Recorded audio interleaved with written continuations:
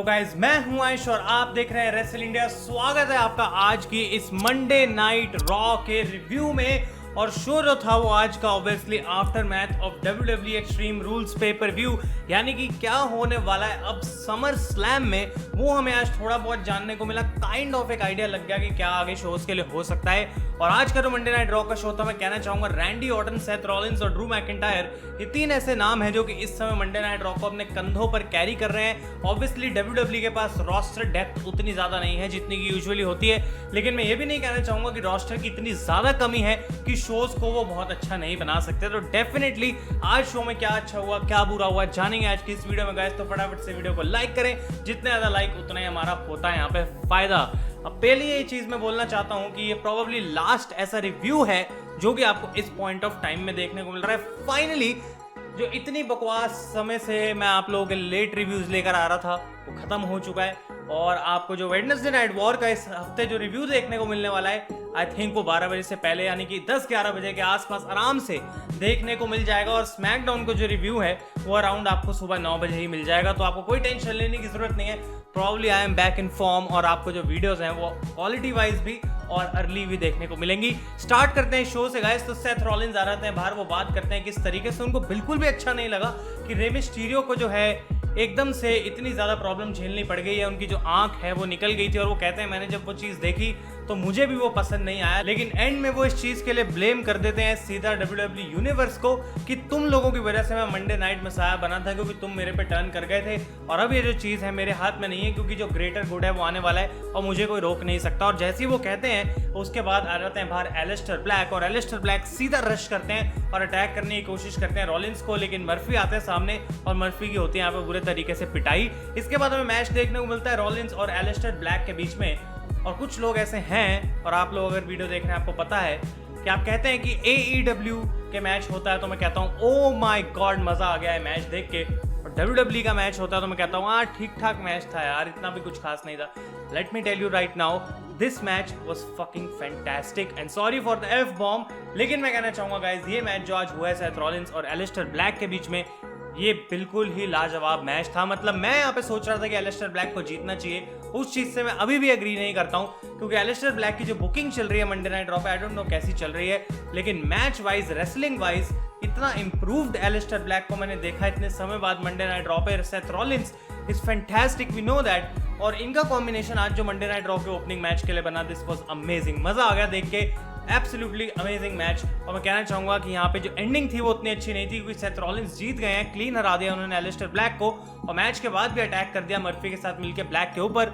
और ब्लैक जबकि बाकी लोगों को बचाने आते हैं, यहाँ पे ब्लैक को कोई दोस्त ही नहीं है, ब्लैक को कोई बचाने नहीं आया यहाँ पे, जो कि थोड़ा सा ऑड लगा मेरे को। लेकिन सेथ रॉलिंस का अपर हैंड यहाँ पे रह चुका है और प्रोबेबली समर स्लैम में एलिस्टर ब्लैक और सेथ रॉलिंस का मैच होगा। लेकिन ये मैच हम पहली 2-3 बार रॉ पे देख चुके हैं, तो क्या एक्चुअली में आप इसके लिए इंटरेस्टेड होंगे या फिर नहीं, मुझे डेफिनेटली कमेंट्स में बताएं। इसके बाद गाइस बैक स्टेज सेगमेंट में हमें देखने को मिलता है कि MVP और बॉबी लैशली को कन्फ्रंट करते हैं R-Truth, और बेसिकली R-Truth को वो कहते हैं कि तुम हमारे साथ रिंग में चलो सेलिब्रेट करने के लिए, लेकिन R-Truth कहते हैं मैं नहीं जाऊंगा। और पीछे से शेल्टन बेंजामिन आते हैं, और शेल्टन बेंजामिन यहाँ पे R-Truth को हरा के 24/7 चैंपियन बन चुके हैं। और फिर MVP कहते हैं हम तुमसे नहीं बल्कि शेल्टन से बात कर रहे थे, और फिर ये तीनों लोग रिंग में आ जाते हैं। तो रिंग के अंदर आते हैं MVP और बात करते हैं किस तरीके से वो अभी है करंट यूनाइटेड स्टेट्स चैंपियन।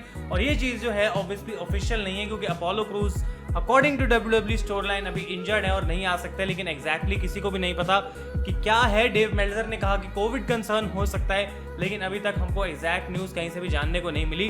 तो इनको इंटरप्ट करने यहाँ पे सेड्रिक अलेक्जेंडर और रिकोशे आते हैं, और MVP कहते हैं ठीक है भाई तुम बहुत बोल रहे हो आजकल, तुम हम में से किसी भी दो को चुन लो, क्योंकि तुम्हारा कोई दोस्त तो है नहीं, और अपोलो क्रूज तो आ नहीं सकता क्योंकि वो हमें पता है किसी रीजन की वजह से। तो यहाँ पे वो कहते हैं कि तुम हम में से किसी दो को चुन लो, एक टैग टीम मैच के लिए हम रेडी हैं।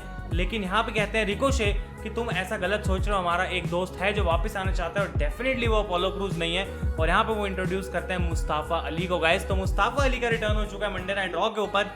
मिस्ट्री हैकर बनने वाले थे स्मैकडाउन पे, और अब क्या बनने वाले हैं, एक नॉर्मल सुपरस्टार, जो कि प्रोबेबली सबसे गलत सिचुएशन में आए हैं विंस मैकमैन के लिए, जो कि है बेरिड ब्रोस के साथ उनको कंबाइन करा गया। आई होप कि मुस्ताफा अली के आने की वजह से जो है वो बेरिड ब्रोस को फायदा हो, ना कि अली का ही जो है वो थोड़ा सा यहाँ पे काम खराब हो जाए। और विंस मैकमैन अभी भी कंफ्यूज है कि मुस्ताफा अली को पूरा नाम से बुलाना है या फिर सिर्फ अली बुलाना है, क्योंकि हर 2 महीने बाद उनका फर्स्ट नेम हटा दिया जाता है। I hope he calls him Mustafa Ali, क्योंकि वो ज्यादा उन पे सूट करता है। तो उनका यहाँ पे रिटर्न हुआ और हमें एक 6 मैन टैग टीम मैच देखने को मिलता है, जहाँ पे अली, रिकोशे और सेड्रिक अलेक्जेंडर की टीम ने हरा दिया शेल्टन बेंजामिन, बॉबी लैशली और MVP की टीम को। तो यहाँ पे काफी इंटरेस्टिंग सा मैच था, ये भी एक अच्छा बैक एंड फोर्थ मैच था। डेफिनेटली यहाँ पे जो फेस टीम थी उसने ज्यादा इंप्रेस करा, क्योंकि बेटर रेसलर्स थे उसके अंदर, और इस चीज की वजह से गाइस हमें देखने को मिलता है लास्ट में 450 स्प्लैश लगाते हैं अली और वो अपनी टीम के लिए इस मैच को जीत जाते हैं। इसके बाद रैंडी ऑर्टन होते हैं बैक स्टेज, अपने मैच से पहले बिग शो के साथ वो प्रोमो कट करते हैं और वो यहाँ पे कहते हैं कि जबकि मेरे बहुत अच्छे दोस्त रह चुके हैं एज, क्रिश्चियन, बिग शो, लेकिन अब मैं लेजेंड किलर हूँ और मेरे को मजा आता है इनको दर्द पहुंचाने में, और कहते थे सेम चीज मैं करने वाला हूँ आज ही मंडे नाइट रॉ में बिग शो के साथ। इसके बाद समोआ जो इंटरव्यू करते हैं क्रिश्चियन को विया सैटेलाइट, और क्रिश्चियन कहते हैं कि मेरा डिसीजन था ऑर्टन से लड़ने का, लेकिन जो मैच के बाद हुआ है उसके बाद मैं कभी भी अब फील नहीं करने वाला सेम जैसे कि पहले करता था, और वो चाहते हैं कि बिग शो जो बेसिकली है वो डिस्ट्रॉय कर दें आज के मैच में रैंडी ऑर्टन को। इसके बाद गाइस एक सिंगल्स मैच होता है Peyton Royce against Ruby Riott. ये बहुत समय से राइवलरी चल रही है, लेकिन पता नहीं क्यों, क्योंकि आज हमें बिली के नहीं देखने को मिली, one half of the Iconics, और लिव मॉर्गन का अभी भी कुछ अता पता नहीं है। बियांका बेलेर को वहां पे as a placeholder use करा जा रहा है, जैसे कि मैंने आपको न्यूज में बताया था। तो यहाँ पे कुछ ऐसा चल रहा है और आज फाइनली रूबी रायट को एक विक्ट्री मिल चुकी है, विच इज अमेजिंग। फाइनली एक मैच में तो जीतने को मिला कुछ, लेकिन अभी भी स्टोरी लाइन में क्या मेरा कुछ इंटरेस्ट है नहीं है, क्योंकि बियांका बेलेर को तो और ऊपर जाना चाहिए, और रूबी रायट और पेटन रॉयस के बीच में चल क्या रहा है आई हैव नो आइडिया। इसके बाद हमें देखने को मिलता है एक बैक स्टेज सेगमेंट जहां पे अंड्राडे और गार्जा को अटैक कर देते हैं स्ट्रीट प्रॉफिट्स। बेसिकली हमें जानने को मिलता है कि लोग ऐसा सोच रहे हैं कि अंड्राडे और गार्जा के बीच में दिक्कतें चल रही हैं, लेकिन जेलिना वेगा क्लियर करते हैं कि ऐसा कुछ नहीं है, दोनों का गोल सेम है, और उसी समय उनको स्ट्रीट प्रॉफिट्स अटैक करते हैं। तो इन दोनों टीम्स का मैच होता है और यहाँ पे गाइस स्ट्रीट प्रॉफिट्स ही मैच को जीत जाते हैं, और इस मैच में ऑब्वियसली उनको जीतना बनता था, वो चैंपियंस हैं, ऐसे नहीं हार सकते एकदम से। और मुझे लगता है कि अब एक मल्टीपल टैग टीम मैच जो है वो बिल्ड कराया जा रहा है for the tag titles at SummerSlam, और ये मैच क्योंकि एक्सट्रीम रूल्स में भी नहीं हुआ था तो अब होना जरूरी है रॉ टैग टीम टाइटल्स का मैच। और इस मैच के बाद एक और बैक स्टेज सेगमेंट में गार्जा और अंड्राडे जबकि बहुत अपसेट फील कर रहे होते हैं, एक बार फिर से वो क्लियर है कि हम मैच से अपसेट है ना कि एक दूसरे से, और ये चीज जो है अब वो आगे चलते हुए ध्यान में रखेंगे।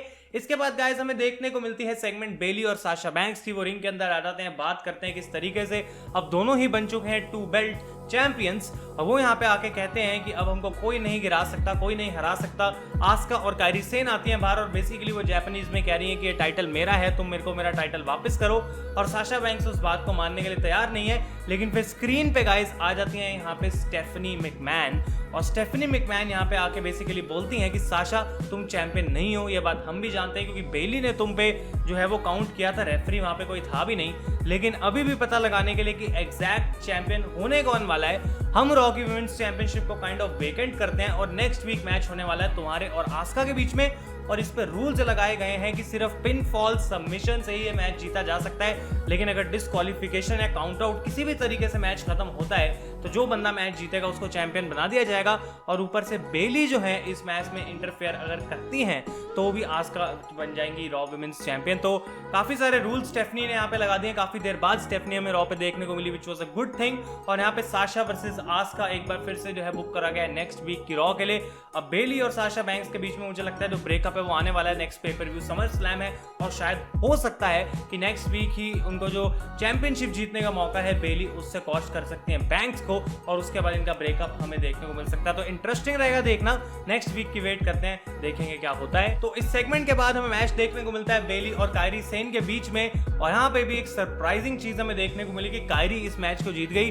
कोई मुझे कमेंट्स में जाके प्लीज बताए कि कब कायरी सेन WWE के अंदर लास्ट मेन रोस्टर पे एक सिंगल्स मैच जीती थी, प्लीज मेरे को बताना, बहुत अच्छा लगेगा मुझे ऐसा सुन के, क्योंकि मैंने कभी ऐसा लगता है देखा ही नहीं कायरी सेन को कोई सिंगल मैच जीतते हुए। और जाते जाते WWE से विंस कह रहे हैं चलो यार 1-2 मैच तो देना बनता है, इतनी समय से मैंने इसको पैसा दिया है पर कुछ क्रिएटिव बुकिंग नहीं दी है, तो क्यों ना आज इसको स्मैकडाउन वुमेन्स चैंपियनशिप को चैंपियन को हराने का मौका दूं। और आपको क्या लगता है कि यहाँ पे कायरी सेन को मौका मिलेगा टाइटल के लिए? तो आप बिल्कुल ही गलत हैं, क्योंकि ऐसा कुछ नहीं होने वाला। इसके बाद गाइस ड्रू मैकिंटायर आ जाते हैं रिंग में और वो बात करते हैं कि अब मैं समर स्लैम के आगे जो है देख रहा हूँ कि क्या मेरे लिए आगे रखा है, क्योंकि मैंने डॉल्फ जिगलर को हरा दिया है, और वो अपना अपोनेंट रिवील करने वाले होते हैं, काइंड ऑफ बताने वाले होते हैं कि क्या उनकी थिंकिंग है समर स्लैम के लिए। लेकिन डॉल्फ जिगलर आ जाते हैं बाहर और वो बेसिकली चाहते हैं एक रीमैच और वो कहते हैं मैं बहुत क्लोज आ गया था तुम्हें हराने के लिए और ये बात तुम एक्सेप्ट करो या ना करो तुम्हें पता है कि मैं बहुत क्लोज था। और ड्रू मैकिंटायर यहाँ पे कहते हैं डेफिनेटली तुम मेरे अपोनेंट नहीं होने वाले समर स्लैम के लिए। तो इन दोनों के बीच में बैक एंड फोर्थ बहस चलती रहती है और फाइनली ड्रू मैकिंटायर एक ग्लासगो केस लगाते हैं डॉल्फ जिगलर के ऊपर और वो वहां से चले जाते हैं। लेकिन डॉल्फ जिगलर उनको एक सन ऑफ बिच बुलाते हैं और उसके बाद ड्रू मैकिंटायर को वो कहते हैं कि तुम्हें कोई भी मैच चाहिए तुम दे सकते हो, मुझे कोई भी स्टिपुलेशन चाहिए तुम पिक कर सकते हो, लेकिन मुझे मेरा रीमैच चाहिए। तो मैकिंटायर कहते हैं ये बात सुन के मैंने अपना दिमाग बदल लिया है, क्योंकि अगर मैं स्टिपुलेशन पिक कर सकता हूं तो मैं मैच के लिए रेडी हूं। और डॉल्फ उनसे पूछते हैं क्या स्टिपुलेशन है, तो मैकिंटायर कहते हैं भाई तुमने तो मुझे अपनी स्टिपुलेशन बताई नहीं थी, तो मैं भी मैच तक रुकूंगा और जब हमारा मैच होगा तभी बताऊंगा।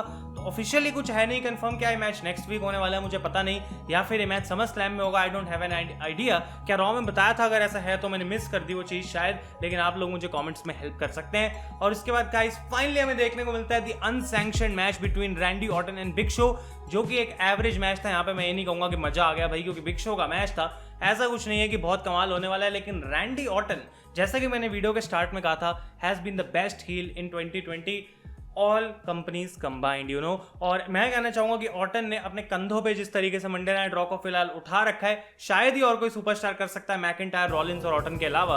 और ये चीज का क्रेडिट उनको डेफिनेटली हमें देना चाहिए, क्योंकि रॉ ओवरऑल कभी भी ऐसा नहीं होता कि 3 के 3 घंटे मैंने पूरा शो एंजॉय करा और मजा आ गया मुझे देख के।